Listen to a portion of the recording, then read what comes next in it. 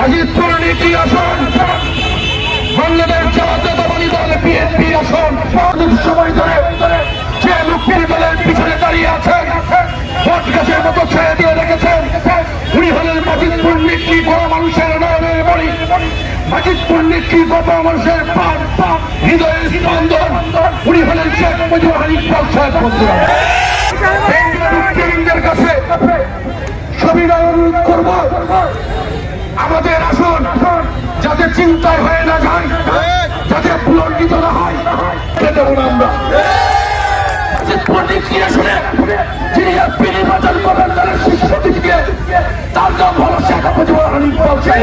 আপনার প্রতি বেগম খালেদা জিয়ার প্রতি পূর্ণ আস্থা এবং বিশ্বাস থেকে বলছি, মাজিদপুর নীতির আসন, বিএনপির আসন, শেখ মুজিবুর রহমান সাহেবের আসন,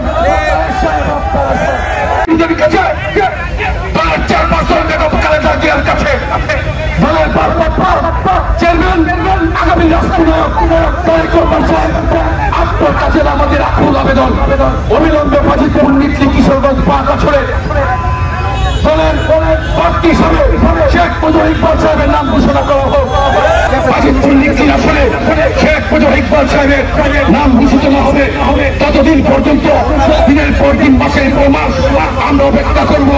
আমরা যা করার প্রয়োজন, আমরা আপনার প্রতি বিশ্বাস আস্থা রেখে আপনার আদেশ নির্দেশ মেনে আমরা শেখ মুজিবুর রহমান সাহেবের পিছনে দাঁড়িয়ে থাকবো।